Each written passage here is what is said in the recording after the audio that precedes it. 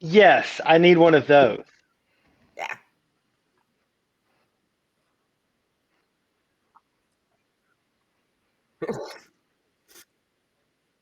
I know, you know. Oh, But yeah, Garner always does that. Like he'll just go live when we don't know we're live yet. No countdown. there's a light in this room.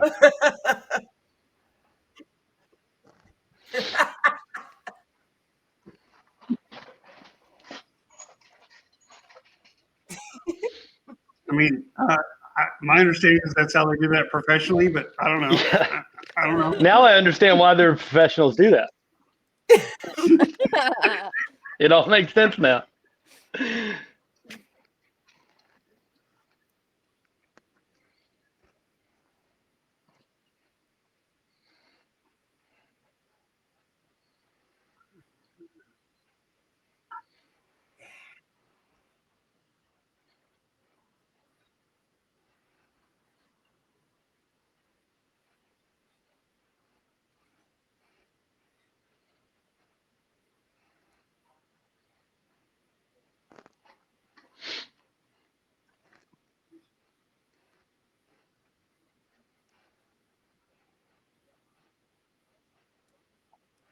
Hi, everybody. My name is Lady Bird, and I'm a regular on the channel and the tech lady behind the scenes.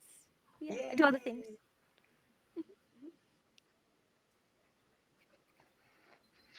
I don't have the keys today, so the camera's not on me today. I'm just saying.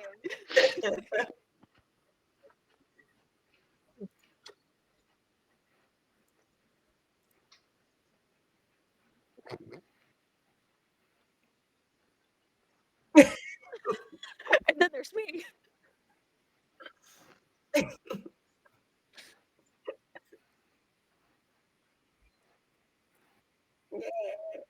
It's been a long time. Yeah. Yes.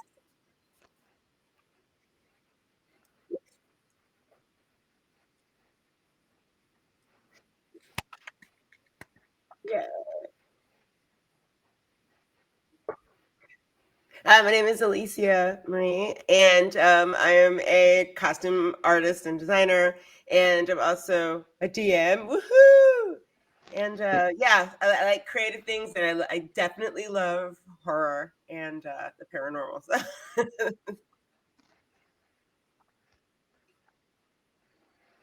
My first time gaming, or my first time. Oh, jamming! Oh, okay. So truthfully, my first time jamming was in 2019, and that was it was actually that is a horror story because it was live. People were like, "Oh, you can do Ooh. it," and I was like, "I've never jammed before." They're like, "Eh." So I jammed for the channel called Hyper RPG, and that was my first time jamming. And they're like, "You have 2 hours to get through the campaign," and that creates a whole series of things. But I did DM. I did a DM at GaryCon this year. That was so much fun, and that's what totally got me into. That's what got me into.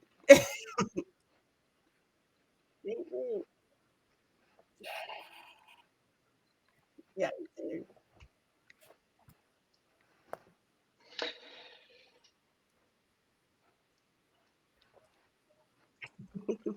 Yeah, so my name's Jared. I am just a hangers on. I kind of show up from time to time, throw in my, and somebody's now uh, pinging me at it, and I love discussions about Dungeons and Dragons. One of my favorite things ever since I was a kid. In the back of the bus, listening to Bart talk about Robotech with a friend, and I was like, and he described this game, and about the dice and the whole 9 yards, and I was hooked from then. I just thought it was a great game.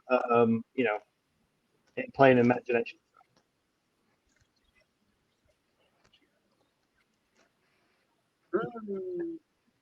Oh what? Oh. Oh, yeah, yeah. No, totally. So yeah, I'm sorry I left that out. That's a key. That's a key piece there. That yeah.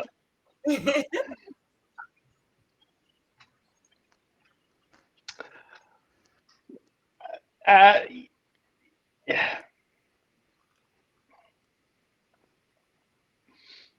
Yeah, he remembers everything about the real world. Garner. Yeah.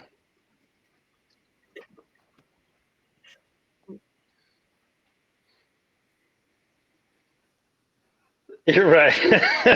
You have to Yeah. remember. For some reason, my Between two of them, I don't ADHD, really have to think that much. my ADHD can keep this information in my head, but it can't keep anything else. But this, it can keep in there. Hidden talent. Um, So Garner, your audio is muted, so stream cannot hear you. No, you specifically, Garner. You. Mhm. You. Yeah. So like, That's I problematic. know the. You're All right, excellent. Just in case anybody else was wondering, out there in the public that enjoyed the mysterious artifact we've been using in the campaigns lately, the searing rod of purification, which is a Kosuth artifact, that was actually inspired by Pyromaniac here. So, Oh, yeah. Bart's puppy. So that's actually inspired by Jared. But my name is Bart. I'm like the substitute DM lots of times for the Gary Con channel. I'm also one of the founding members of Chaotic Good Gaming, as is Jared, and of course Garner, who's our leader. And then I've been playing for pretty much most of my life, and a DM. Oh, it's gonna hurt.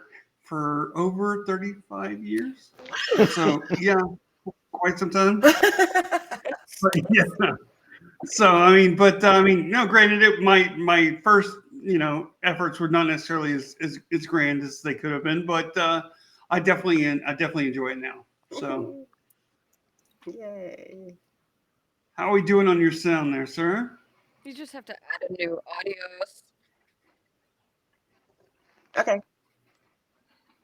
Yeah, so on Video Ninja, it See what doesn't capture the happens. host's audio. You have to add the audio back, whether it be through an So- independent input or from your copy-paste video browser source. All right, I think we got it now. Somebody online, go ahead and confirm that. That Hey, my Slave audio to is working Misery. properly. What do we got? How yeah, we doing? you're on. I can hear you. Okay, good, good. Yeah, carry on. Resume. Oh, I bet a lot of those jokes were funnier when you can hear me. Yeah. Somewhat. All right, Where you go? so just the one thing I want to go back on is that I was trying to describe Jared. Jared was being a little bit too humble, and I said that he was also an erudite, and he's the guy that we always go to. Bart and I always go to when we want to figure out questions about our fantasy worlds and Dungeons and Dragons rules and other things like that too. So Jared's very good at what he does. So I'm quite a nerd. Yes. yes, he is quite a nerd. So. I'm good at the nerding. Now. Yeah. Mhm. Yeah. The nerding and Yeah. nerdery. Well, and while he is able to be a rules lawyer, he's like he doesn't play like a rules lawyer. Like, well, we can have another session on DMing style and play style too, but that's I think a conversation for another day. All right. So we're here to talk horror, though, and all of us are lovers of horror. It is something that we have all grown up with, and sprinkle into what we do from a gaming perspective as well. And so we have a number of questions, and we also welcome any questions from anybody out there listening to, and we'll try to work those in. But we're going to start off with, what are your earliest memories of horror stories and themes? And why don't we start this one at the top and go around, and then we'll start the next one at the bottom and go around. So, Ladybird, you're at the top and you're first. I actually love horror. So it's funny, y'all are talking about DMing. I've never personally DM'd, but I've been playing D&D for a really long time now. But I am a very horror-oriented person. I'm talking whenever I'm the one with the keys to GaryCon's channel and I'm playing the music on stream, when it's like, oh, sweet, we're in a mysterious area, I get to play my scary playlist, and that's like home for me. Just scary stuff is so cute to me, and I don't know if it's my unique, not cool upbringing that makes me think horror is cute and cool and awesome, but I just play a lot of horror games. If it exists, I've probably played it, but I just Mhm. and then of course like for Halloween for Dungeons and Dragons in all of my personal like stories I'm in and campaigns, we always do a Halloween themed session, and Oh yeah, it's my favorite. I look forward to it every single year. Love it. it's fantastic. All right, Alicia Marie, earliest memories of horror stories or themes? Okay, I'm like Lady Bird. I love horror, and it's probably because I love it, but I'm probably cursing myself by saying this, but I don't believe in ghosts. So I'm the person that wants to spend a night live streaming in a haunted house, but Oh, nobody wants to love do it. it with me. There's I'll a do it. haunted museum. I'll do it. You'll do it. Hey, I'll come I with you. have a ghost I'll go right with you. now. It's Izzy. Like, I'll come. Let's go. I'm like- We'll be the unbelieving ghost hunters, right? So That would be a fun DMing session. Yeah, we could actually have a D&D game in a horror house. That would be see, I'm saying there's Right. a haunted the haunted museum in Vegas, the big one, and there are people I've who been like there. don't want to go in there. Yeah, it's I like love it's, that place. I took VIP tickets. Oh my god, yes. Yeah, Zach Bacon's Haunted Museum. Yeah, that's my specialty is actually paranormal. Oddly enough. like I mean there are rules about that museum in New England, but that's a whole nother stream. Anyway, I love horror themes. I grew up with like vintage horror, like Tales from the Dark Side and Monsters, and I liked watching Hitchcock when I was younger. I like horror specifically because a lot of it is, I mean, all of it is delivery. It's true storytelling. It's creating like this immersive environment for the people to live in. And because it's controlled, it's like if you were really being chased by a monster, it wouldn't be so much fun. But because it's a controlled environment, you can really like come up with like the craziest, creepiest ways to make people feel something. And I think that's why people like being scared. Like they like being scared of things. So I've always loved telling like horror stories. And for like 3 years, I used to do like a horror, like a scary horror story stream on Twitch on Wednesdays. I used to call it Wicked Wednesdays, and I used to tell like creepy, scary stories. Either the ones I found on like Creepypasta. Do you remember Creepypasta? Yes. And or there's just some that I wrote that would just piss people off, and they'd be like, you know what, I hate you in your stream, but they would still come back every week. So yeah, I do love, and for the first, and this is why this falls at the perfect timing for me, because D3 at Sea is the D&D cruise next week, and I'll be DMing all week, and my campaign is specifically horror themed. awesome. Yes. Right. So I got to be really just weird. I was like, everybody who signed up for my table, get ready. Mhm.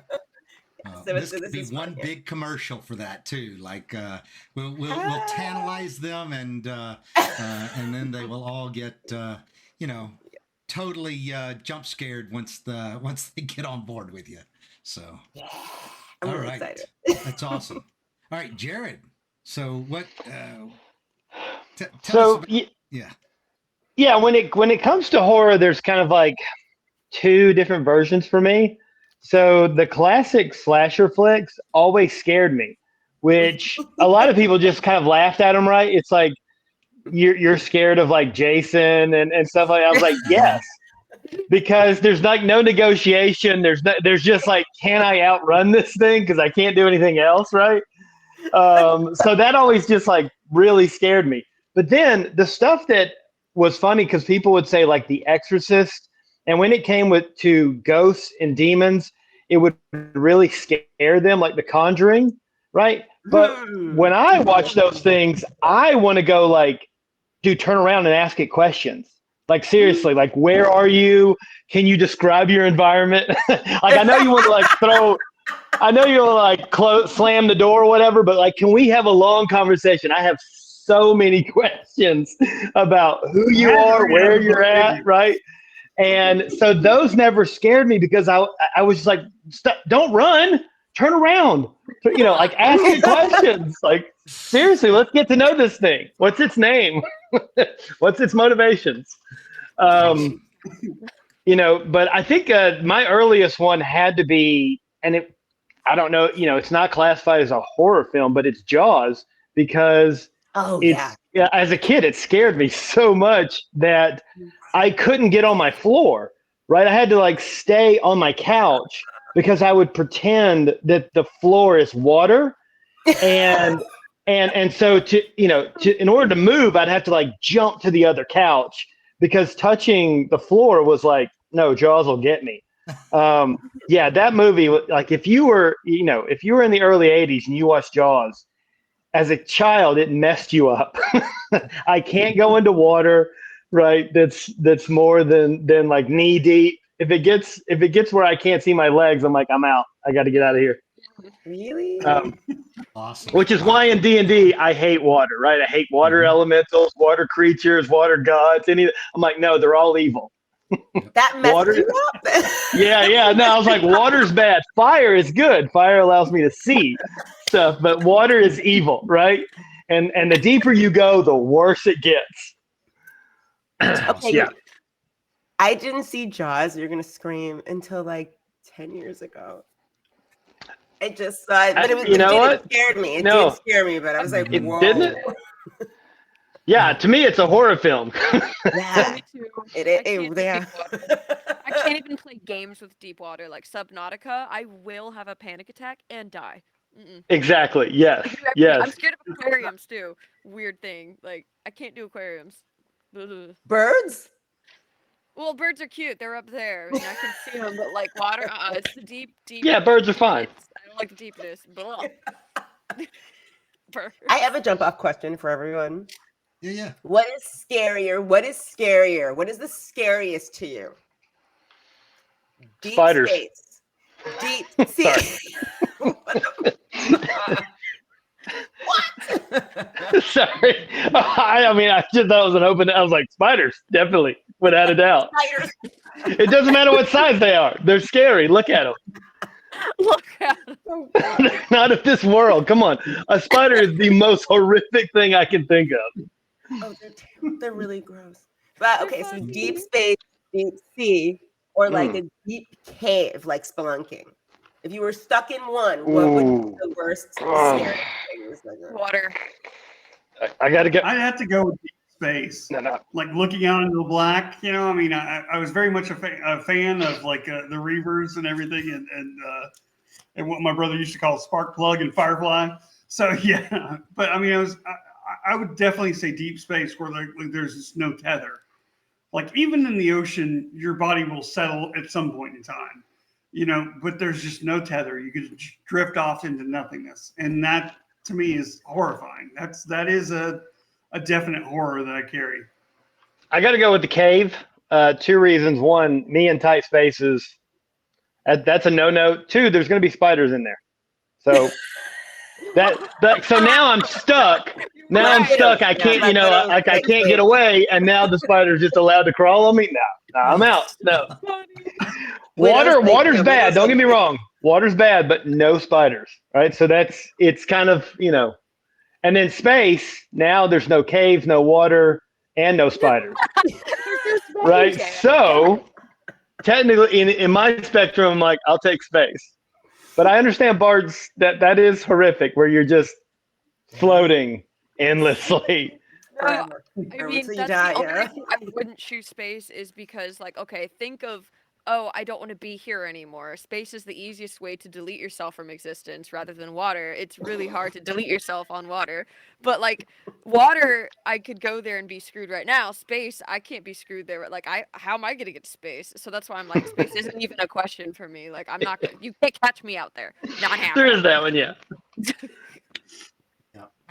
I'm love that. definitely in this with Bart. And well, Bart, why don't you? I'm going to come back to that. Bart, why don't you tell us what what your earliest horror memories and themes were?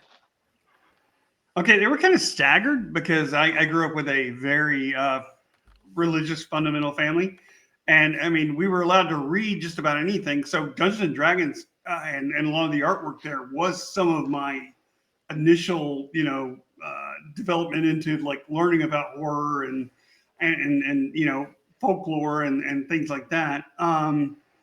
However, my mom did have a love of Hitchcock, so I do remember watching Rear Window with Mhm. Jimmy Stewart, and like just being so disturbed by not you don't really see anything in that film, but by just what my imagination conjured by it, that I couldn't sleep in my own bed. I tried to Oh. spend the night with my parents, and they're like they were not having it, so they were like you could like sleep in a pallet in the floor next to us.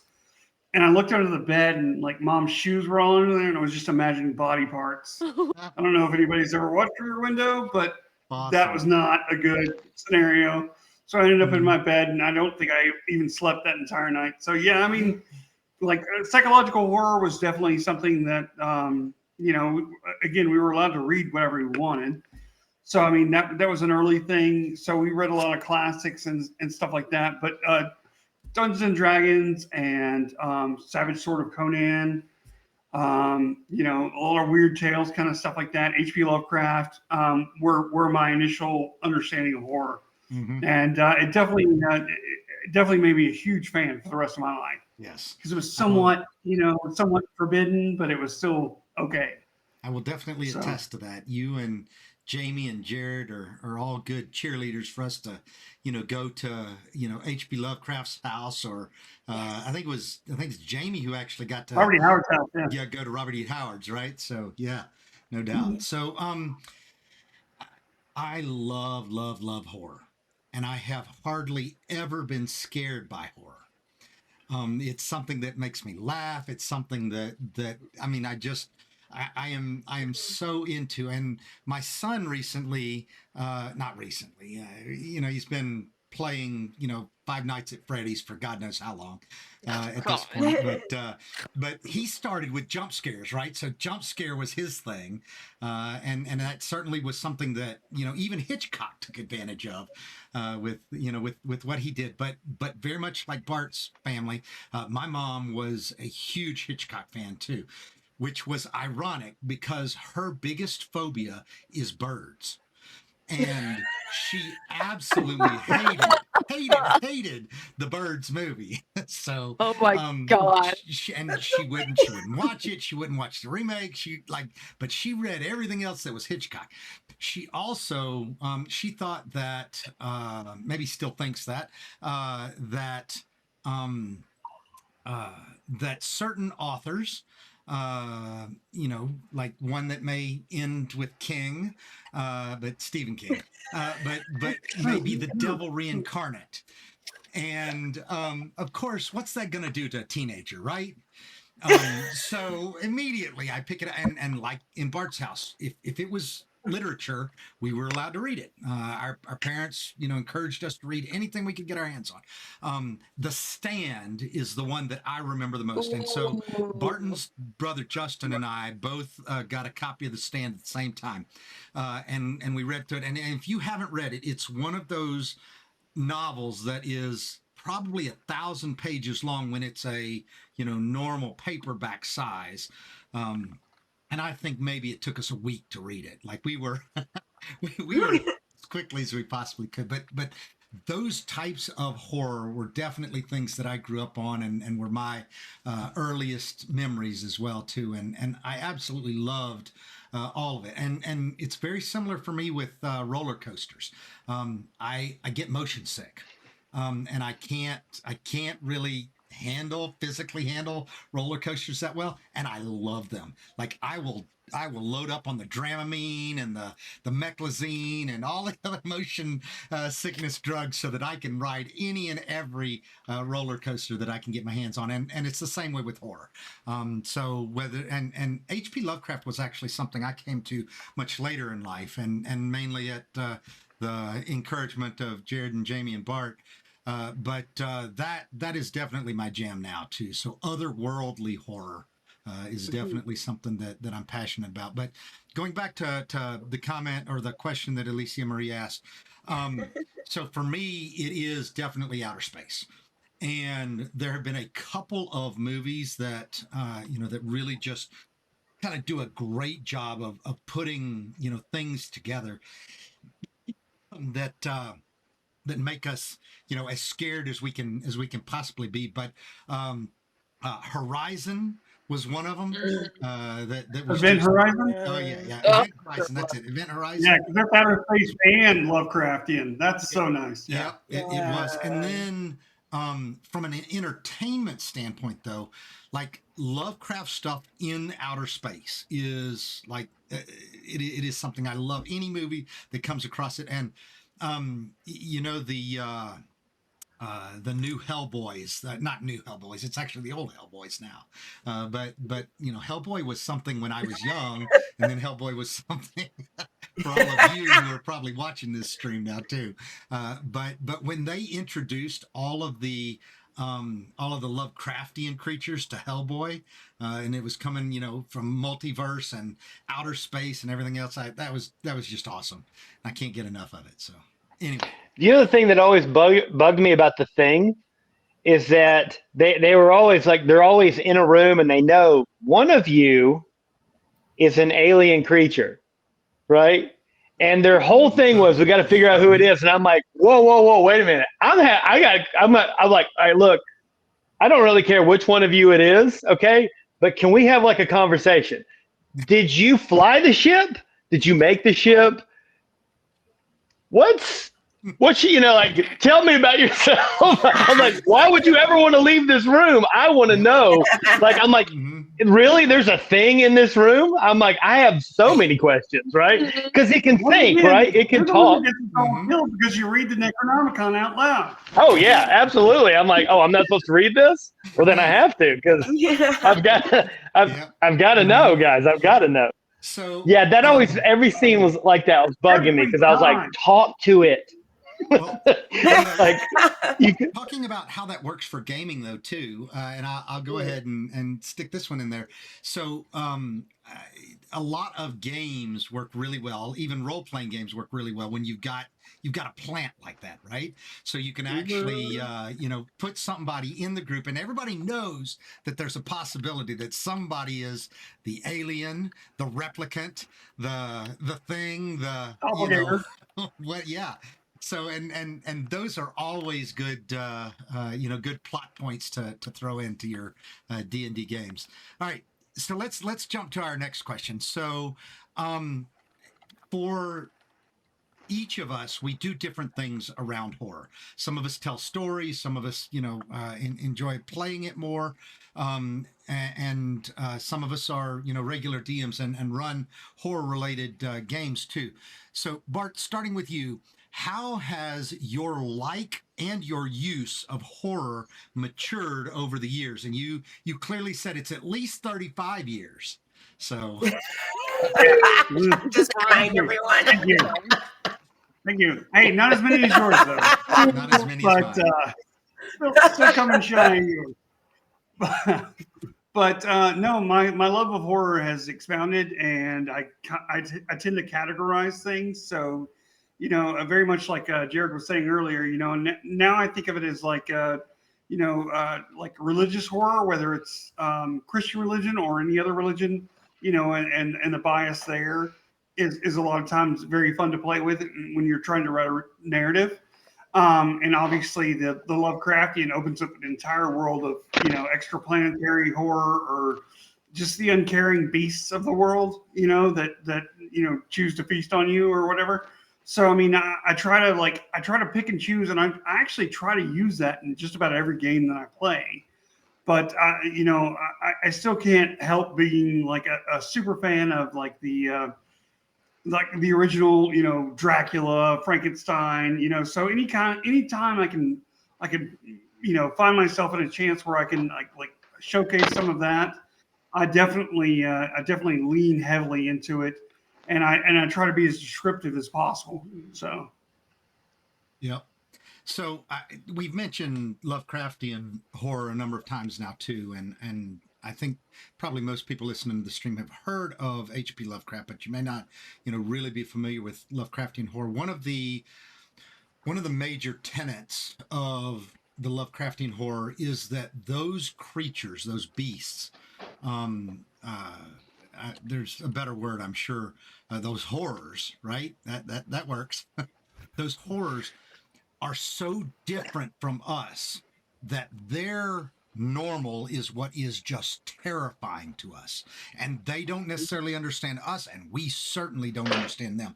And us not understanding them is one of those things that is that is a theme in every single H.P. Lovecraft novel that was ever written. So, And I would add to that. I think the other portion of it is too that they're not necessarily, there's no anger or hate. It's just they're curious and or ambivalent to us. mm-hmm.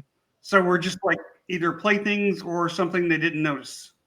Yeah, I think we lost Jared for a minute. We'll come back to Yeah. him, but so Alicia Marie, so how has what you do, and I'd like for you to kind of bring out more of what you do with some of the cosplay and acting and other things like that too. So how has what you've done with horror changed over the years and matured? Okay, so like I said, I grew up with a lot of vintage horror. Definitely Hitchcock, Tales from the Dark Side, Tales from the Crypt, and Monsters. Those were, as a kid with those. But the scariest movie to me when I was a kid was Aliens, the Sigourney Weaver. Oh. The way that movie was done, like all the scenes. I think the classic scene with when they're on the corridor, and he's like that's impossible. They'd be in the room, and they're right up the ceiling. They look up the ceiling. It all comes out. Everything was just done. So for me, that is how horror should be done. Like you don't expect it, and there it is. They're like kind of a version of a jump scare, but like a sophisticated jump scare instead of a monster with an axe. I'm less of a what is that gore movie? Slasher? Chainsaw Massacre type. Versus like I like the Amityville horror if I have to choose that sort of thing. The dread. Yeah. You kind of feel it. Yeah, you kind of feel it building almost. Yeah, like I'm not really that's it. I'm not a slasher fan, although I do see where how that can be a thing too. Sort of. So over the years, I will say, welcome back, sir. We missed you. I have no idea what just happened. I didn't think. Once again, an IT professional, ladies and gentlemen. Yeah. I'm just. Do you have a degree? You all saw me. My hands were like this. Okay, I was in the I'm not gonna mess this up posture. Okay, I didn't touch technology. It's an iPhone. It's not supposed to break. Yep. I'm so sorry. It's okay. We'll come right back to you, Jared. But what else? Like, how would you put a finish, an exclamation point on how you've matured? Okay, yeah. So before you left, Jared, I was talking about how the first movie that really freaked me out was Aliens, Sigourney Weaver, and the alien monster. Those to me, that was just incredibly done. And I remember, I love that alien. By the way, I love everything about it. So for me, maturation wise, it really just is, like I said, like sophisticated horror, like things that people don't exactly see coming, as opposed to slasher. That's why I like the Amityville horror. So writing horror campaigns now, I tend to pull a lot from that idea, like the horror things you see coming and the horror things that you don't quite see coming. And that I listen to, probably not very good for mental health, but I listen to a lot of podcasts, a lot of horror and true crime podcasts, all the time. And I pull those elements in. Like I like The Strange, Dark, and Mysterious. I listen to all of those podcasts, and I pull a lot of that stuff into the campaigns that I write for players. So now we live in the information age. So you can there's a lot of weird and crazy stuff out there. You can literally put your players into those environments. Oh, I live for it. Nice. Very good. All right, Jared, talking about how your take on horror has matured and your use of horror has matured in your DMing. Yeah, I think the biggest lesson I got in it was running Out of the Abyss, which is honestly like a survival horror. It has a Aliens type of feel where whether it be demons or drow, they're chasing you. So you're supposed to be running from these things constantly through the Underdark, right? And they're always at your back. And the thing that I learned was that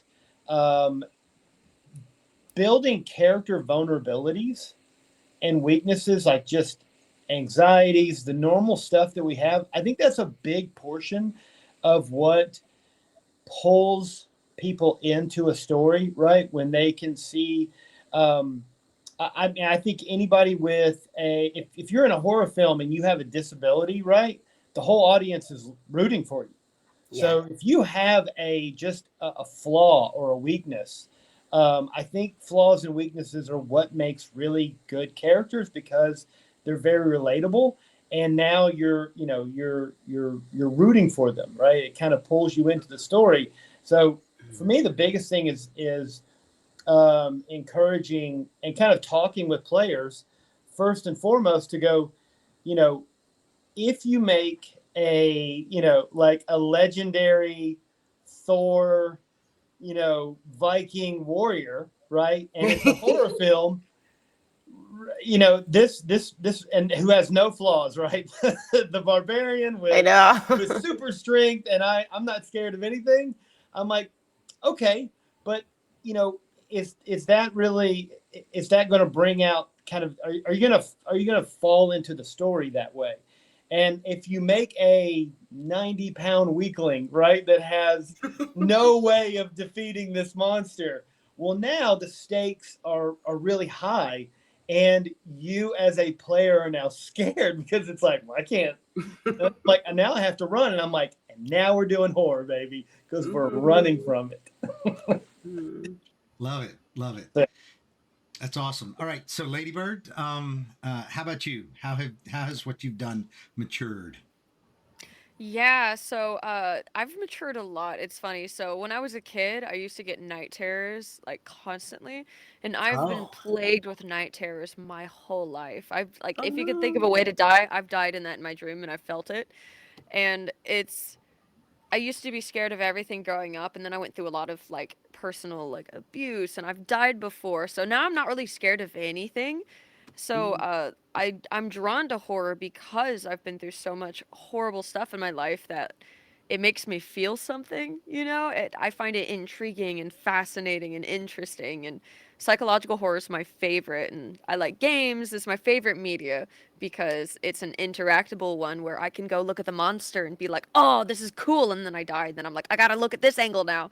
So I'm just a curious cat when it comes to all of it, but the way that I incorporated into like tabletop games like D&D, like I'm currently playing if you've ever heard of Vampires the Masquerade, I'm currently playing as Samichi, because I just think the fact that like I'm very weird, like when I die I don't want to be like cremated or anything. I want my bones and teeth to be turned into jewelry and art, and my skin framed because of my tattoo. So Samichi, I don't know, so it's just that. So I'm just a really different person that's obsessed with the occult, and it's just things don't really scare me anymore, so it's just ooh, interesting, cool, that it just Nice. translates to D&D. Awesome. That's fantastic. All right. So let's go to our next question, and I have shared an image for everybody because we're going to start talking about artwork. And so the first image that I shared is courtesy of Alicia Marie. It is a picture of an alien from Aliens. So nice. All right. So what artwork or storyline from your early adventuring years did you find frightening or horrifically intriguing? And we talked a little bit about Aliens, but why don't you start, Alicia? Okay, yeah, it's going for me. Like, I mean, yeah, ghosts are ghosts, specters, apparitions, and then there's Michael Myers, who I thought this is why Michael Myers is brilliant. All he does is stand. In fact, there's a dude, I think like he's on TikTok, and around Halloween every year he puts on a Michael Myers costume and he goes and stands like in like a field in town and just stands there all day. And his wife drove by and she has her phone. She's like, look at my husband. He's an idiot. Look at him. And he's just standing there like this in the field.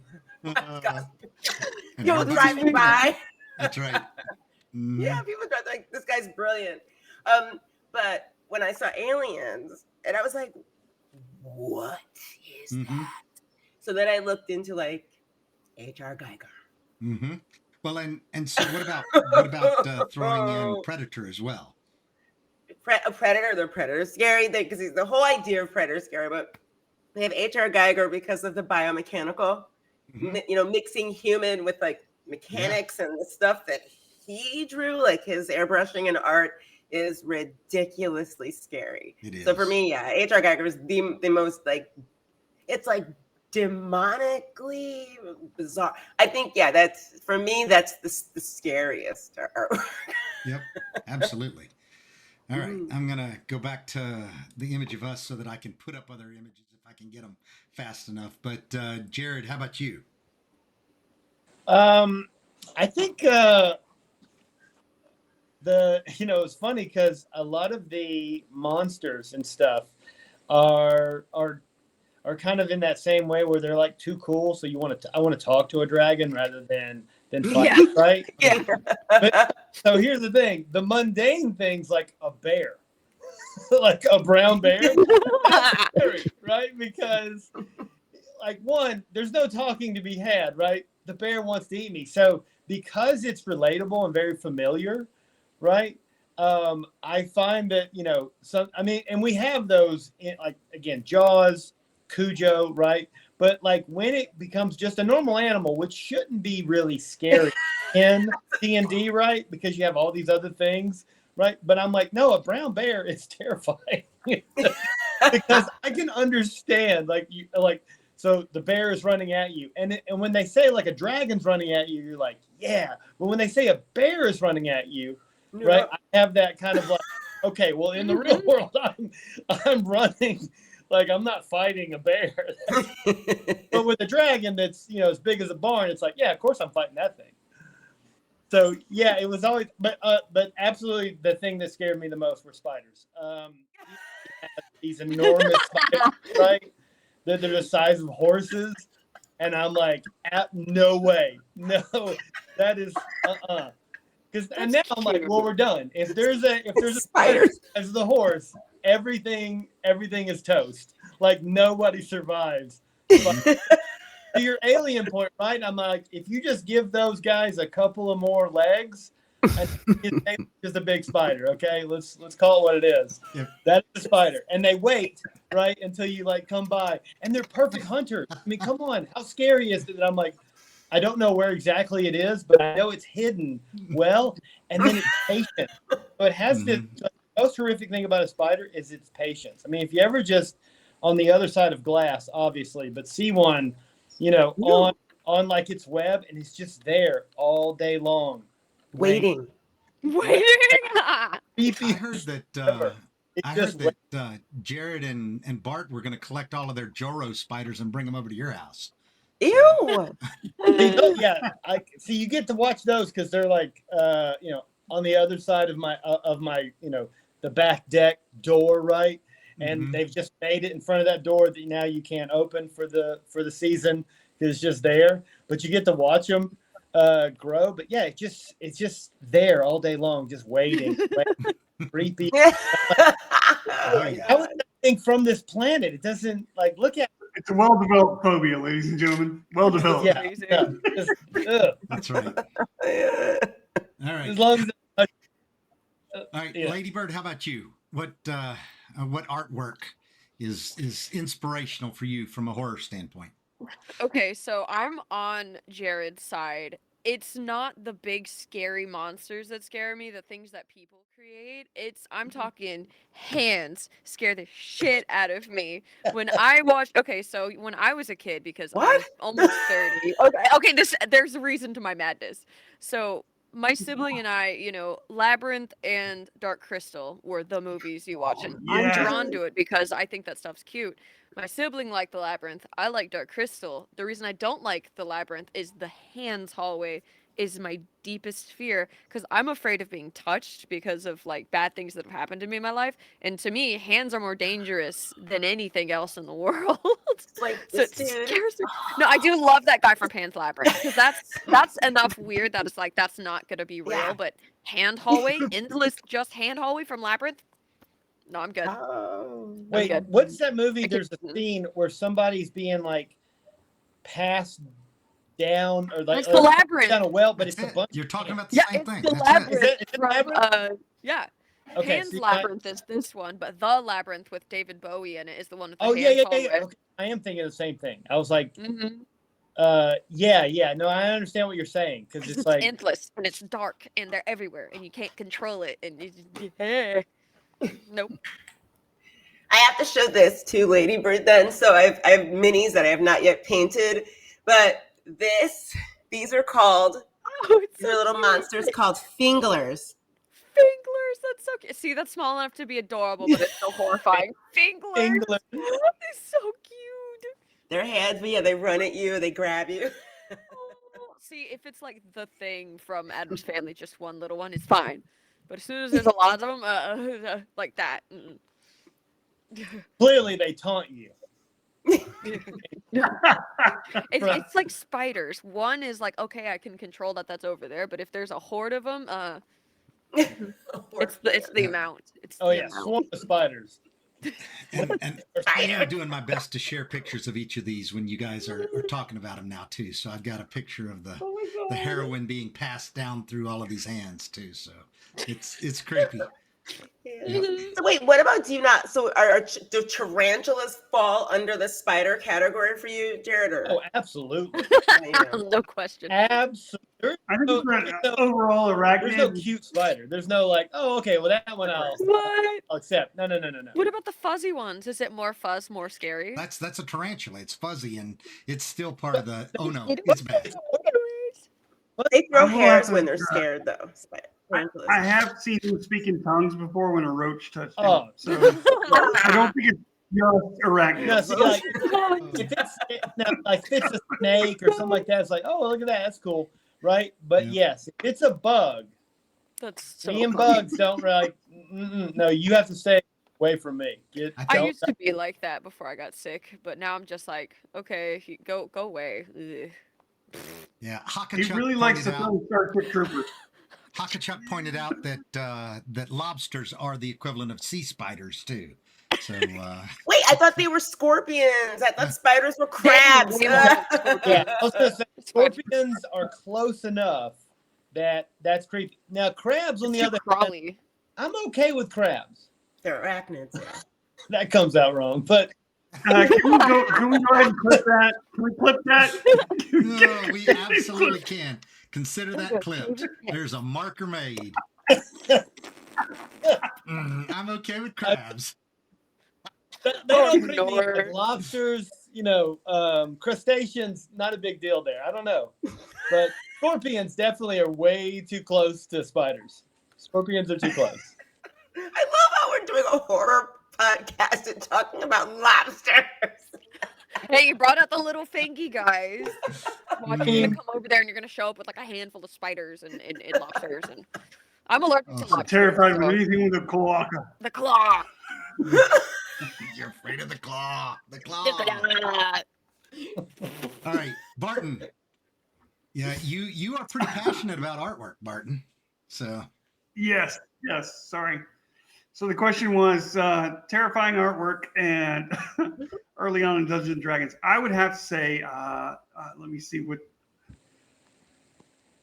So obviously, one of my favorite artists of all time was Errol Otis, and I really enjoyed his work, and I always have. But as far as like just absolute horror, the Fiend Folio when it first came out, there were a couple artists in there, and I think one of his name is Glenn Angus, I believe, who did a lot of the interior artwork, including the Grell, the original artwork of the Grell. That was just terrifying. And to me, that was like a really good, there's Errol Otis, yeah. And I mean, like, he definitely showed like what, the horror that was an element in the game with all of his pictures. But but Glen Angus really kind of like made me fearful as a child, playing the game. Now, granted, I was probably playing way too early, like 7 or 8 years old. My older brother, having me as fodder for his monsters. So, but yeah, no, I mean, excellent artwork. I really do appreciate your blaming your brother for that and not mentioning my name in there. So Is that only eyes? no. But So yeah, the Grell is I like believe that is one of Glen Angus' works, and like the Grell, that's just Yeah. terrifying for a child to see. it's a So it's I mean, a brain but I with mean, tentacles it and a also button. embraced my, It's kind of Yeah. cute. it's a giant floating brain with tentacles and a kraken beak. It's just horrible. So, but I mean, it definitely solidified some of my need and love of horror. So. Mhm. Yeah, and I gotta echo the Errol Otis comments, but the entire bevy of artists that have done a lot of the Lovecraftian stuff too, and there have been some things that Wizards has actually put out that have been part of.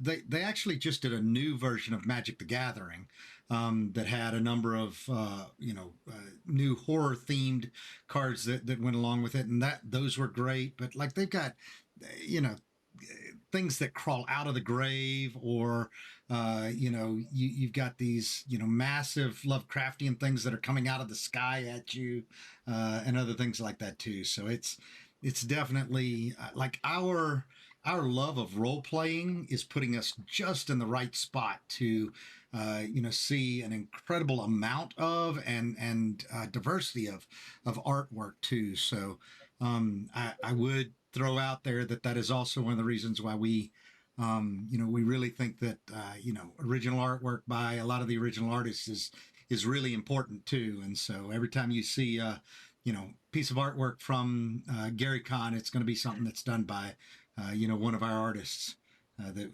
we've contracted with too. So. And like having recently attended my first Gary Con, I got to say that like every artist I met was extremely nice, very wonderful to talk to. It was honestly an amazing experience. Get to see some of my heroes live and get to speak with them. Yeah. Yep. All right. Next question. How much horror do you think is evident in the game on a regular basis? And is this a follow-up question to that? Is this something you work to enhance or reduce? Jared, we'll start with you. So with Dungeons and Dragons, right? You are the easiest format, right? Is the actual dungeon, and you guys are adventurers. And what makes you adventurers is that the little small town and their guards and stuff, right? This is way outside of a municipality's ability, right? There's magic. You might make the gods unhappy, right? Even if they're evil gods, it's like, well, look, we don't want to go in the evil god's forest, right? So the cleric of the party comes along and is like, well, my god doesn't care, right? It's a spooky, people are disappearing there, and that's where the wizard comes in and goes, I got to figure out how to beat this. So the premise of kind of like a Dungeons and Dragons game is that you are heroes, and generally heroes are not necessarily caught off by horrific things. This is literally why they're showing up, right? Is that hey, we'll deal with this, okay? So in catching people, I think you start off with a little bit of just spookiness, right? Anytime you say it's too quiet, you can make it to where the scene is too quiet, or it's a little bit too dark in your mind, right? Even when you are the 12th level barbarian, if it's too quiet, you get kind of creeped out, right? Like, hey, it's a little. Why is it so quiet? Why is the DM being so quiet? Or when they start rolling stuff and you just hear the rolls happening. Yeah. So I think you can bring elements into it but in a traditional game, right? It's more of an adventure setting where the characters are more like Indiana Jones or something, right? Where they're Mhm. getting into the place and they're running away from, say, the pit trap or whatever, or the ball rolling down.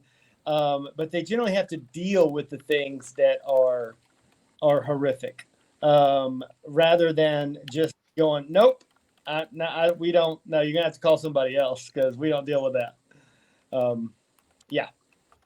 Love it. Love it. All right. How about you, Lady Bird? What was the question? Is it the art storyline? What? No, no. So, I feel like how there was often? So, how often have you run and for you played in games? Oh no, I'm sorry, I skipped that one. How much horror do you think is evident in the game on a regular basis, and is this something you work to enhance or reduce? So, do the D&D adventures? I mean, you've got Ravenloft, you've got the follow-on to Ravenloft. What was it? Anybody remember the name of the Ravenloft Adventures expansion? Mhm. I don't know. Ravenloft 2.0. I've got it, but I bet, anyway. yeah. But Ravenloft.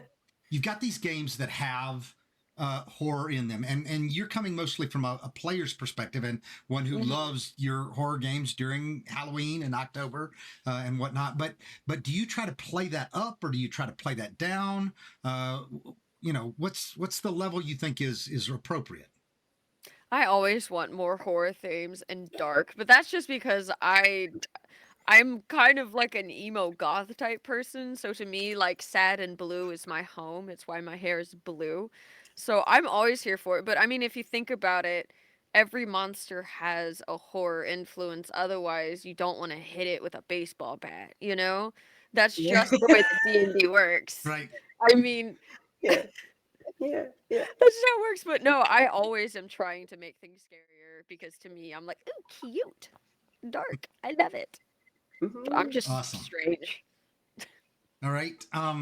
So, Bart, did you have anything in particular you wanted to say about that? Because I want to go back to that other question I skipped. I was just going to tell her if she has a favorite, substitute DM that does horror games. I mean, that's okay. I mean, she could talk about that all day long. Clearly, her latest horror DMs have not been, doing enough for her. So, which is Bart, if anybody's curious. I'm sure I didn't pick that up. Yeah. All right. So the no. one that I missed, and we will start with Alicia. How often have you run or played in games specifically intentional with specifically intentional horror themes? Okay, so I definitely, like Lady Bird, I don't get to play horror themed games as much as as I want to.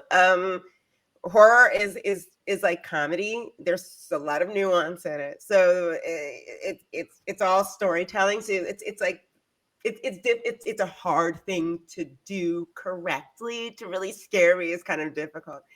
So that's why what I try to do is I try to pull from things that I hear or see or read that scare me.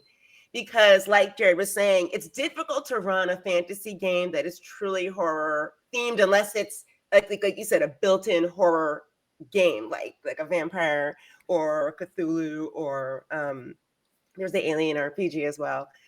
Because we're dealing in a fantasy world. How can something that kills a dragon be scared of like a little ghost with a sheet over its head? So what you're doing is you're scaring the players, not the characters. Mm-hmm. So you're creating a game that's going to, it's like when people put like puzzles that are too difficult in games, that can be a little disruptive because the characters forget that they're a barbarian with a -1 intelligence, and they're going, well, if you move this over, I'm like, you're a barbarian, you can be stupid, or you can, depending on how you're building the game for the actual players' feelings. So it's a thing. So what I'm trying to do specifically with this campaign that I'm writing for the cruise is I'm building a game that it's a fantasy game because it's a 5e game, but I'm doing it because I want to scare the people at the table. Love it. So, and I'll tack on to that. So, I've been listening to a hell of a lot of uh, podcast, YouTube, recordings of games and other things like that. And you hit on some really important things. And one is that if you really want to do any scaring, it really is scaring the player as opposed to scaring the character. And there are some ways to do that. And I love that you brought up puzzles. And so one of the things that I've seen somebody try to do that fails is to just keep putting things in players' way so that, or maybe not even put things in their way, but that's been a theme that I've seen a lot, but that they never are able to accomplish their goals. And so they're always worried that they're going to, worry is a different emotion altogether than fear. And I think that we as DMs, we're here to run something that is going to be entertaining. And so when I am running a horror themed game, I want people who love horror and who want to be scared from time to time. And so I'm looking for those people. But I think that almost all players will get to a point where they're just frustrated with something that never allows them to accomplish what it is that they want. But if there is a clock ticking, like clocks ticking, like out loud, like I need Ladybird to make sure that we've got clocks ticking now on stream when we're doing things that cause time. But it gets you worked up, and sound can do that, and then it gets louder and louder the closer that you get to not being done. But scaring the players is an art form. It is difficult, but it is so fun when they are having fun being scared as well too. Jared, you keep nodding, and I want you to jump in here. Yeah. Man, like from a DM standpoint, when I think about horror, I think about like horror is really good as a one shot, not necessarily like a 3-hour session, but I mean like the one thing I ran into in Out of the Abyss, right, is that if you're running a very long campaign, horror can be a little bit fatiguing, right? Because after a while, like imagine watching all of the Friday the 13th, right? So again, you become inoculated to it. So like the first one's gonna get me, right, but after a while, I'm gonna be pretty like it's not getting me anymore. By the time I get to chapter 13 or whatever, I'm really not feeling it anymore. Now I'm just kind of watching it.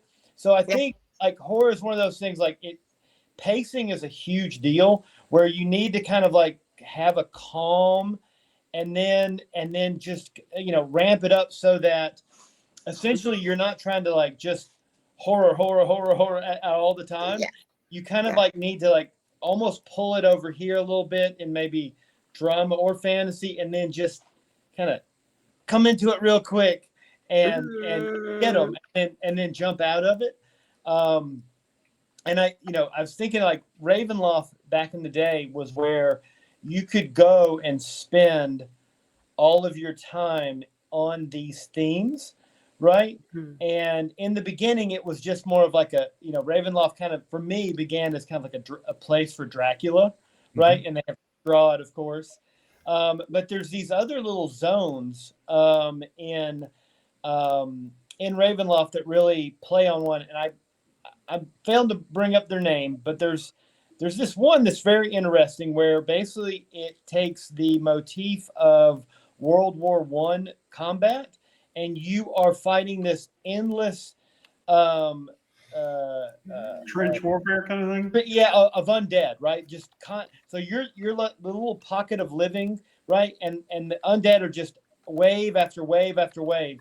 And so it's like this little drip of despair, right? Where you go, what is the point? Like, why do we keep fighting? And that to me is like where it gets into the psychological. It's not so much like the fireball is just blowing them all up, and then they just keep coming. And every day the undead army gets a little bit closer, right? Yep. And so you finally look and you're like, even if we won, what did we win, right?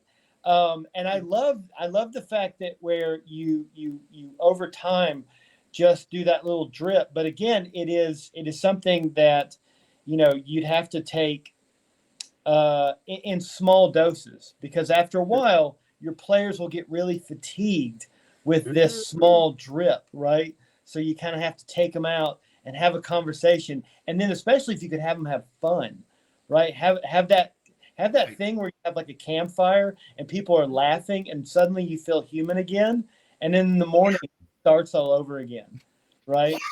No doubt.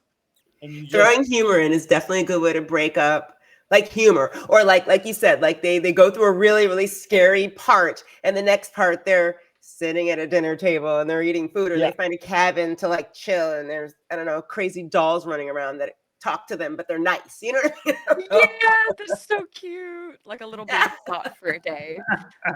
We always have one in every game where it's just one NPC that every player just kind of like, we love you, and they just I'm like waiting. They Are wanna gonna take give it. me EG?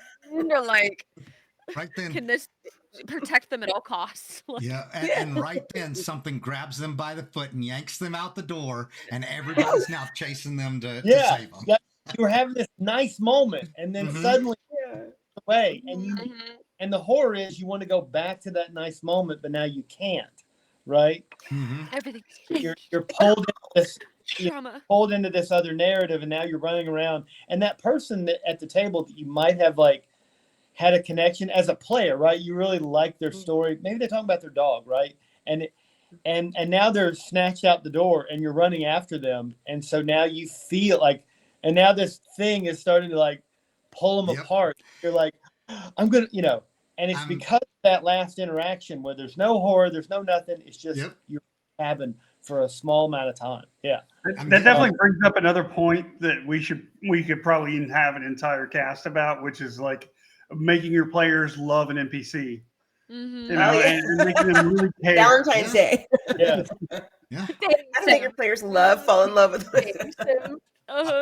Which is like and that's a bit like horror. It's kind of an art form, right? Because sometimes they don't. You think you made this really cool NPC, and they could care less. And you're like, man, And somebody could Yeah, just throw sometimes out I'm a half or character. spider bait on like a whim. so bad. You have to die now. You have to die. And then it's a random NPC that just happens to be a guy, and they fall in love with it. Yep. Right? Yeah. And now it's like it's time to rearrange the entire story. Mhm. Yeah, Justin was good at that. He'd make us fall in love with like somebody who was just random, like Yeah, out of a book. just random.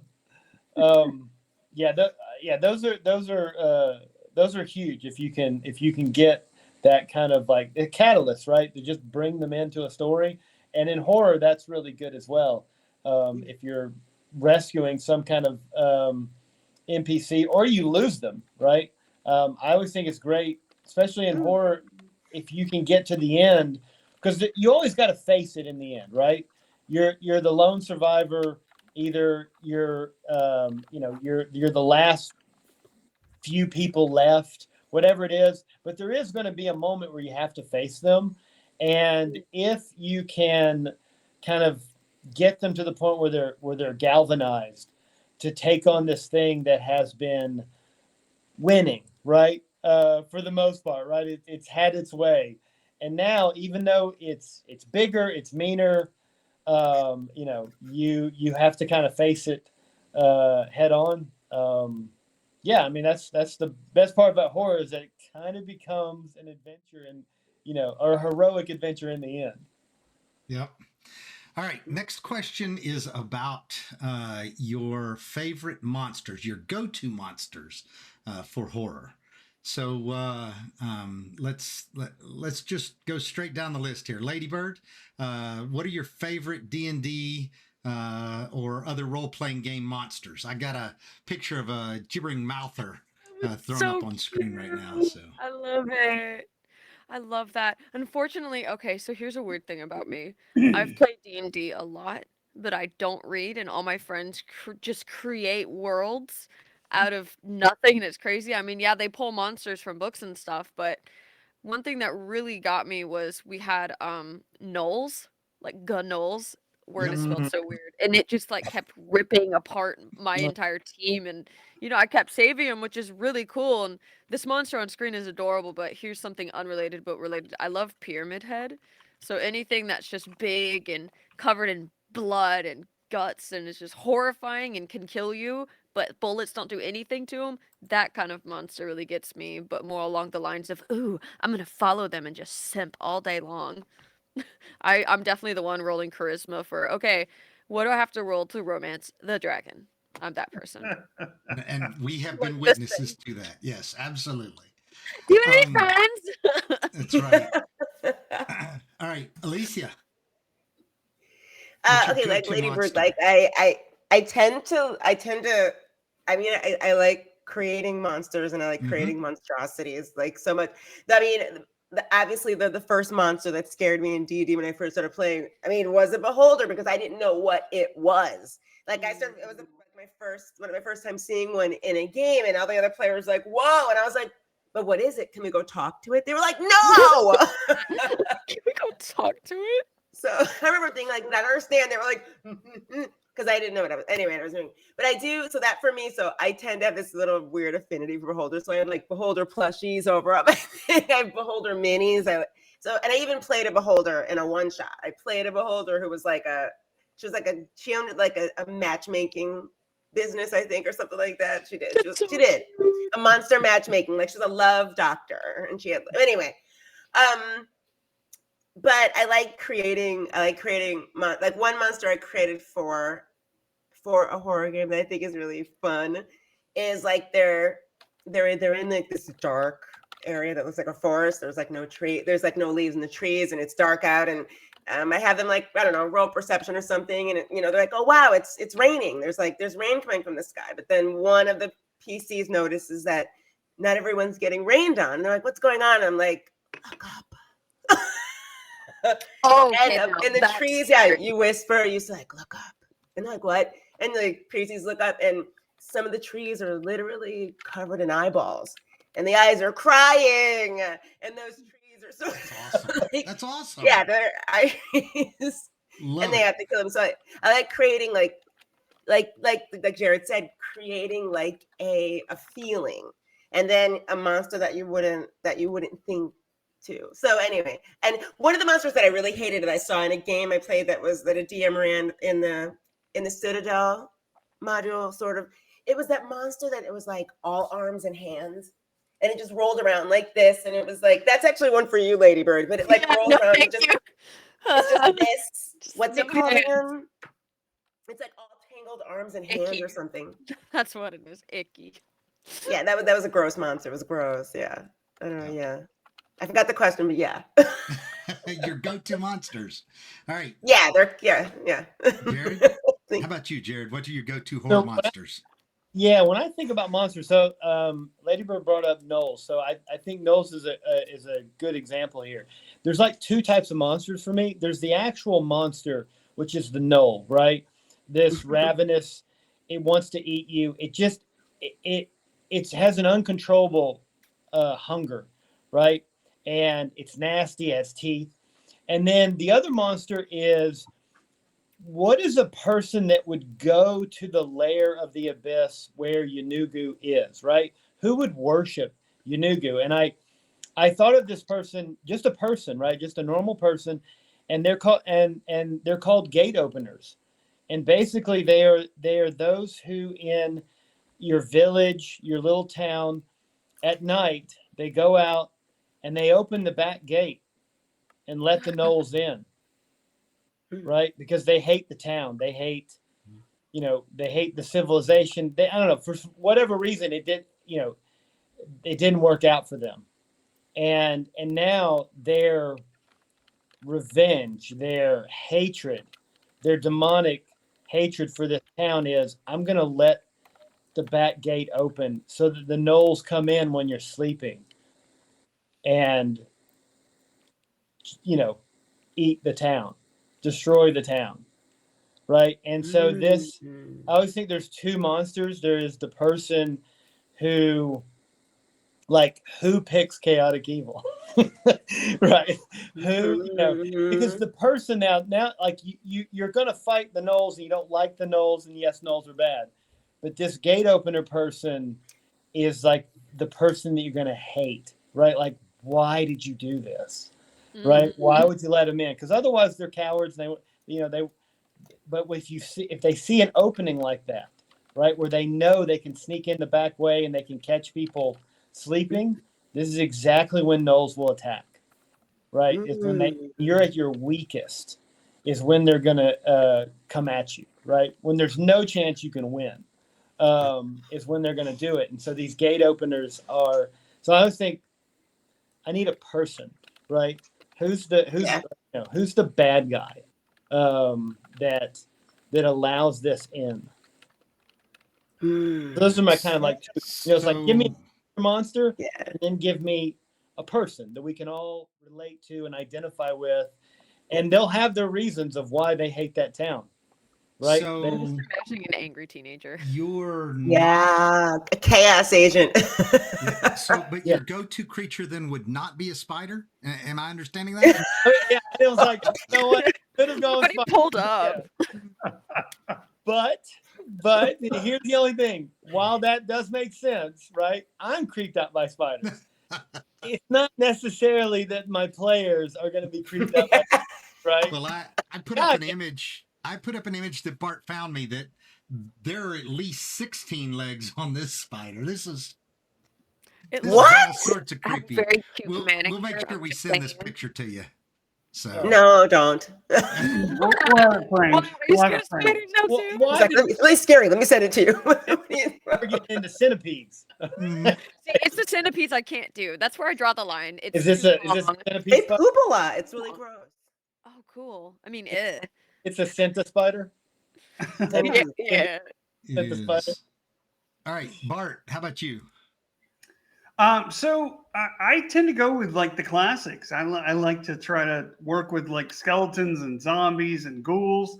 I try to work with like the low end of like the feeding trough as far as monsters go.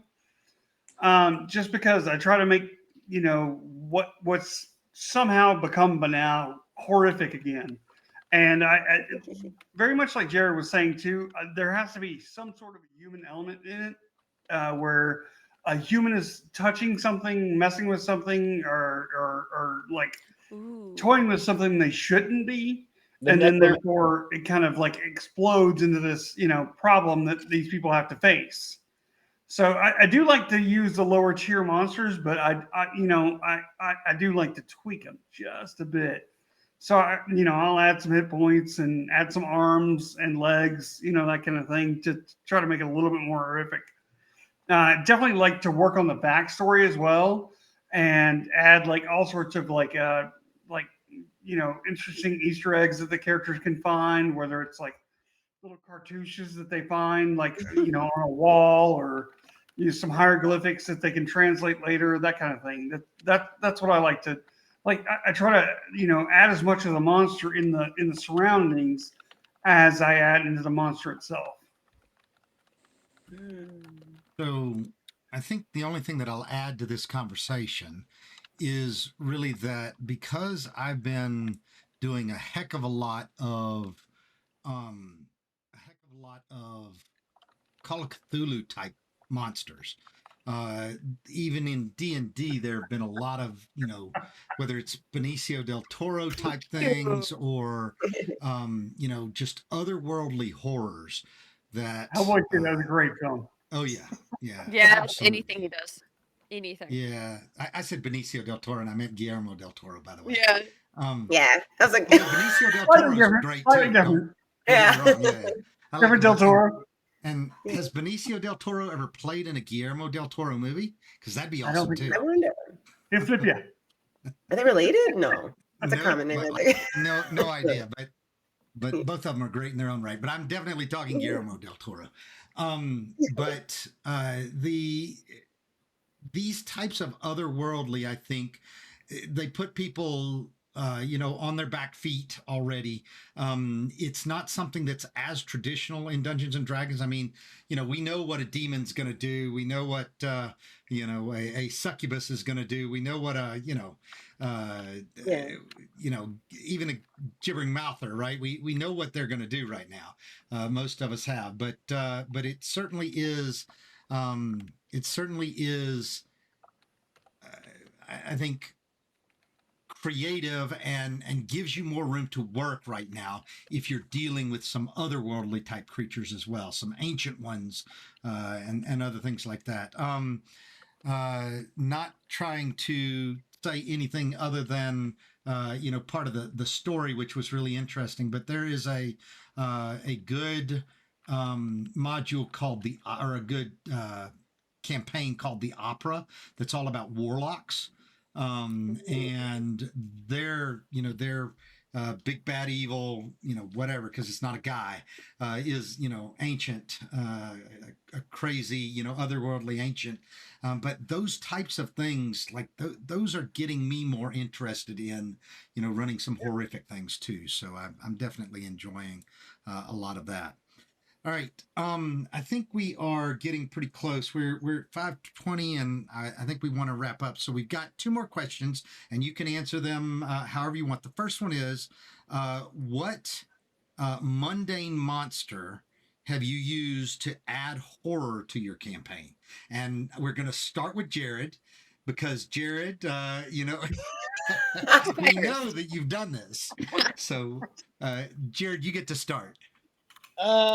Mundane monster that I've added. And if you fail, Bart will remind you. Yeah. No, I will. Okay. Bart, I mean, like, look, I have ADHD. Okay, so now that you've asked me a pointed question, so like, prompt me, Bart. What did I use?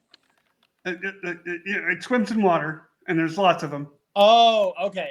All right. So first of all, swarms are your best friend in Dungeons and Dragons, because the swarm of anything is by very nature. However, if you can somehow push or pull someone into the water, I highly recommend a swarm of quippers, otherwise known as piranha, right?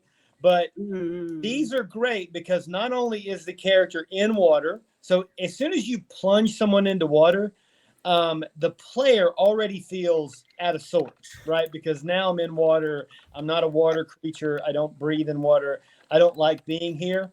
And, I can't put my feet on the ground. Then you add in a swarm of fish, right? That are biting and eating them.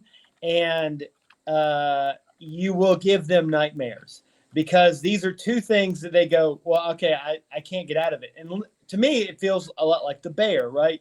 You as a person go, I can't think of something worse than me falling into something water that I'm not good at swimming, right? I'm a human. I'm terrible at it. And then you have little fish, not a big thing, right? Like sharks are terrible, but at least they're like, maybe you could maneuver your body. Little fish, what can you do? One's biting your toe. You're going to slap it. That's why swarms are so bad. It's like you're not equipped to get rid of them, right? And then they're on top of you. So how do you get up off? I think swarms are always your best friend in any game. It doesn't matter which one you use. They're always very creepy, and they give people the heebie-jeebies. Yeah, Right, an so- absolutely brutal orc assassin, just like top of the line, couldn't be defeated. Would pee himself just thinking Also, about it. yeah, they're hard to kill and they do a lot of damage. It's like they are really, swarms are for a DM. So, Well, Still so like my other clippers. question, though, if you wanted to, is what is the next horror monster that you're going to create? Like, what or what are the aspects of the next horror monster that you're going to create? So a little bit on your theme, but I have been playing with this idea that devils came up with the idea of civilization, and that civilization is a place like towns and stuff like that is a place where they can create kind of this churn, right? Because they're making laws and stuff. And whenever you break the laws, especially like the gods' laws, they can get you, right? And now they pull you into this, their Mhm. legion, right? Now they're going to fight these demons. And for everybody who doesn't remember, the devils are the law-abiding underworld people, right? The demons are the ones that couldn't care less, but so that fits with the devils, right? So Well, so the horror here is, right, is that you would be faced with demons and devils, and then you're not going to be sure which one is worse, because one is kind of creating like they want you to break the law. The devils want you to, because now I get to pull you into hell, right? You get to be in my legion, and now I'm going to fight demons with it. But also they kind of need the demons in order to influence you, in order to break the law. So there's like this vicious circle. And the gods, right? Like you go like, I've got to go to the good gods, right? Except for the good gods are building their temples in these towns and cities, and they kind of like the whole towns and cities, so they're not going to get rid of it, right? And so you're like, but the devils are using the towns and cities and the laws, and the guys and the good gods are like, well, just follow the laws, you'll be fine. Okay, but the demons, right? So it creates this weird circle, and you are this little bitty thing. So going to H.P. Lovecraft, you're this tiny little fish in this big pond. You're like, I don't want to play this game. I feel like I'm set up for failure. And it's like, which one are you going to pick? let right? me just 'Cause they're remind all- you that we, these tiny little things, we can be a swarm. And then all of a sudden, So here's your thing, That right? doesn't scare him like it does me. If you think about the large demon or the large devil, right? What are the characters? What is the party? It's a swarm of little people that are swarming in there, and they're shooting me with things and whatever, right? So swarms are the worst thing in a devil or There you go. angel's mind, right? It's like, Mhm. oh great, there's 4 or 5 these little humanoids that are coming at me. Great, because it's like the only thing in the game that can kill me. Yep. As a demon lord, the only thing I have to fear is about 4 or 5 humanoids working together. That's right. All right, Bird, why don't we go to you? Either what monster, you can answer them both, but what monster, mundane monster, would you think would add the most horror? Or, what's the next monster or the features of the next, horror creature you're going to create? Well, I don't know. I mean, like, okay, so here is story time that is not D&D related, but related to Yeah. swarms. I think swarms is about as scary as you can get in anything ever. So, like, I was on a cruise and I was a kid, and we were in Mexico, and again, water, horrifying. Don't like water. So, yeah, we're swimming, and it's kind of hurricaney, but they managed to put us on the boat anyway, and there's stingrays. I'm talking stingrays, and I'm a kid, and I don't have a life vest on, and they're going beneath me and above me, and I'm under the water. And I know that Steve Irwin died via stingray, and I'm horrified because I'm like, what, 10? So stingrays above and below in the ocean, crazy waves. Yeah, I got on the boat and was like, I just almost died. But yeah, swarms, 0 out of 10. That's just about the scariest thing you can put D&D, and chat's talking about bugs, that too. But I do remember one moment in D&D. It wasn't a mundane monster, but I've Googled it, and I cannot remember the name of this deity or god in D&D, but we were fighting essentially this dark tendril, endless amount of worms that came from a dark within in D&D, and we managed to... It's not like Arms of Hadar. It's an endless hunger deity, and that was scary because it's like you just see them starting to reach out and come into the world, and I'm taking levels of exhaustion to try and save my entire party, and I did. But, woo, that shit's scary. Good ones. All right, Mhm. Alicia, how about you? Oh yeah, I love all this talk. It's making me scared, and I like it. I like the feeling. I'm like, ooh, because I'm getting ready to go on a cruise. So I'm like, maybe there's some manta rays. Maybe I should have been scuba diving. It's just above and below when you don't have a or maybe- respirator on. You know? Maybe it's just more ways that you can kill your players on this cruise. So. Garner loves that. He's like this. Yeah, you guys are all dead. Anyway, just kidding. And how many times have you died despite my attempts? But did you die? Once, 0. I died once. No, I came close. No, to you were dying knocked once. unconscious once. That's Yeah, a big that's difference. right. Big difference. It's true. Oh, we've all had that. Getting. We Oh, have, God, we have death unconscious. saves now. I'm gonna get me That's started right. with Barbie. That's right. Fortunately, Yeah, Sakine that's was right. available and he knew a guy. Everything That's worked right. out. Right. That's true. I can like that's right. I didn't. I got knocked unconscious. Mhm. Okay, so for me, okay, so I'm like you guys. I'm a psychopath. So oh no, I mean they're the best. Yes. I resemble that remark. I'm always writing one shots in my head, or I'm always coming up with it. So like, I can't really think right now, but the idea of playing with like right now for a monster is something that's just, I mean, plant based. I want to do like a shambling horror type thing, like the idea that like I love the idea that like we fear like everything, but we don't fear plants at all. Nobody fears a plant. What if like like the idea of nature turning against us, and like and then having your players figure out why in this area, why is this happening, and then creating a whole story behind Awesome. like a nature turning against us, and the and creating plant-based monsters that are Yeah. just ridiculous. I love that because we don't fear a rose, but why not? You know? The most horrific thing I ever heard about plants was that they give off oxygen. They give off all the things that animals and people need to survive in order for you to die, so that they can absorb your nutrients back into them. So they create the food that helps you sustain, so that you die, and they reabsorb you, right? And it's like you ever do that thing where you're like, wow, there must be 1 million bugs in my backyard, like, but how many blades of grass are there?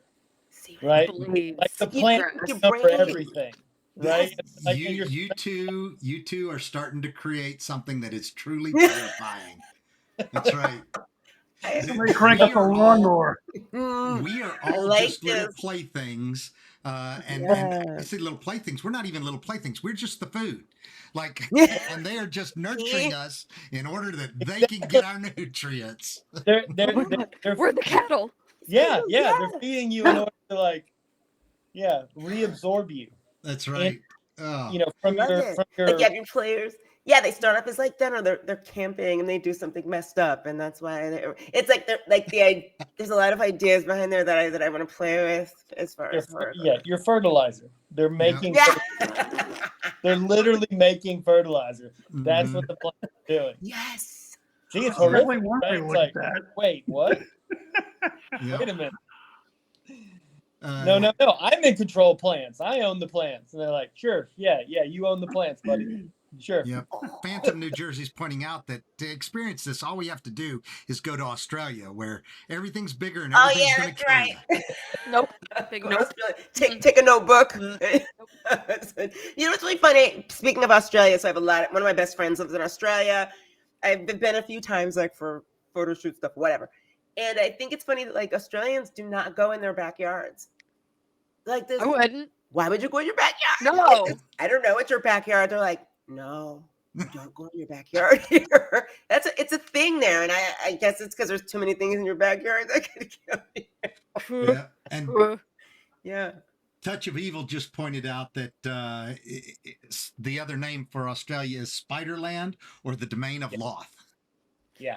No, We also have what, 8 out of 10? Is it 8 or 7 or 8 out of 10 most poisonous or venomous snakes in the world? Yes. So yeah. And then the That's right. ocean, the shores around Australia, and it's an island, so all of it is shores. Nope. Yeah, it is. Filled And, with and water That's gives life, like the beginning of life. That's where everything is created. It comes right on. It's just Here I am, and they show Go up. Yeah. Australia's like experimental nature. I'm gonna do some things down here. It's the beta testing island for the rest of the world. Oh my god. I'm gonna make Oh, Oh, man. that's down here. awesome. All right, Barton, you get to close us out here. What are your Okay. go-to monsters, and what are you creating next? Okay. Like I said, my go-to monsters are very. I try to keep it like on like some of the basics and try to find an interesting twist, Yeah. or develop the storyline or the atmosphere or the just the setting around it to be something different to try to draw players in. The next one I'm going to is I definitely want to explore witches, and kind of like take it in sort of a Rasputin kind of way. I tried something at the last Gary Con that I really liked how it ran, so I think I'm gonna like expound upon that with like a wooden cult with like a definitely charismatic leader and kind of explore the witchcraft behind that. Mhm. So I think that's where I'm going next. Awesome. Well, listen, y'all, it's been a great conversation. I enjoyed this roundtable thoroughly. I hope each of you did as well. We like to close out by letting people know kind of where we are, what we're doing, that kind of thing. But again, let's kind of go in order here. So, Ladybird, what you got? Yes, I'm Ladybird_Uke, short for ukulele. I am on Twitch. I stream games every Tuesday and Saturday. I usually do music on Tuesdays, but I'm playing Silent Hill 2, the remake right now. And then on Saturday, or I'm actually streaming on Halloween night. If you want to play VR chat, I'll give you a hug. We're going to have a little party, run around, world hop. It'll be cute. Just, Awesome. people frown at you if you trick or treat as an adult with no children. So here I am. Fortunately, I still have one that I can trick or treat with. So, Lucky. all right, Alicia, I know you got a big cruise coming up. Yes. Okay. My name is Alicia Marie. You can find me on socials at Alicia Marie Body. I come from fitness originally, and that is truly scary. I am getting ready to DM myself to death on the D3 at Sea cruise. I'm really excited about that. I am also going to be doing D&D in a castle coming soon. I'm so excited. Yeah, I'm getting. You understand? I'm one of those people that like you start DMing and then all of a sudden you just can't stop because you realize I'm like, oh wow, I'm crazy, but so are all these people. Yeah. I can Yeah. bring them into my crazy and they'll go along with it. So I've been having a lot of fun with it. So I'm obviously looking for more opportunities to just DM in general. It's a good time with it. I'm trying to think what else. I do have one anecdote that I wanted to mention to Garner because you said you like roller coasters and stuff like that. So when I was a teenager, I used to work at a big, huge old amusement park in Connecticut. And I ran the biggest roller coaster on the park, which was probably illegal because I was only 16. You can't be a rider until you're 16, but they just said, let her do it. She looks like she's smart. I literally would pull back the thing going, good luck, hope you come back, because I have no idea how this thing works. No idea. Oh my god. No idea what I was doing. I used to be like, pfft. Mm-hmm. So I remember I used to work at Amusement Park. I remember I knew any of the rides I ran, I knew nothing. I knew I was like, good luck, hope you come back. I remember going to Six Flags, like while I was working at the park, hanging out with some friends over to Six Flags, and I was getting ready to get on the ride. And I looked at the ride operator, and he had the same stupid look on his face that I have on my face when I was running rides. You're I was like, nope. never again. I'm the person that holds people's purses. I do not get on rides because of that. Oh, Not to make you scared or anything, but yeah, I don't know what I was doing. awesome. Carry on. Yeah, Jared, what you got going on? You starting a new campaign anytime soon? You finishing one? What are you doing? No, I have not. I've mainly just been working on, kind of like how to be a DM. For my own personal edification, just kind of like how would I approach a story? I work on a lot of like player aids, right? One of the things, there's a lot of stuff for DMs, right? There's a lot of material to help you out in the DMing. But there's not a lot of stuff of kind of like how do I go about creating a character? Not like literally the numbers, but like how do I go into thinking about a character, right? How, where do I start? And then so for me, it's less about kind of like what is your class or what is your archetype, but kind of like what's your major flaw, right? What's the thing that your character screws up all the time, right? What's that thing that really puts them behind all the time, right? And it's like, let's overcome that, right? Let's do a whole like for your character, like, how do you overcome this? And stuff. So I work a lot on that. I also work on trying to figure out how to make that civilization thing an entire genre. Taking from H.P. Lovecraft, where it's that existential dread, I was like, what if my big bad was civilization? Like it's, in a way, it's kind of like an entity. And then like the plants, it's using humans, right? In certain ways. So I don't know where that, will end up, but I kind of plug at it a little bit here and there. Mm-hmm. That's awesome. Yeah, that's other than that, going to work. Just more information. You and I, talk about this every few months or so too. But if anybody's interested in learning more about what Jared's doing or taking advantage of any of his, guides or anything like that, don't hesitate to reach out to me at garner@garycon.com, and I can put you in touch. Barton, how about you? What you got? I tend to be here quite often on this channel. I'm sometimes a player. A lot of times I'm a substitute DM. Definitely enjoy the game. I've been playing for 35 plus years, as Garner likes to point out. Not as long as him though.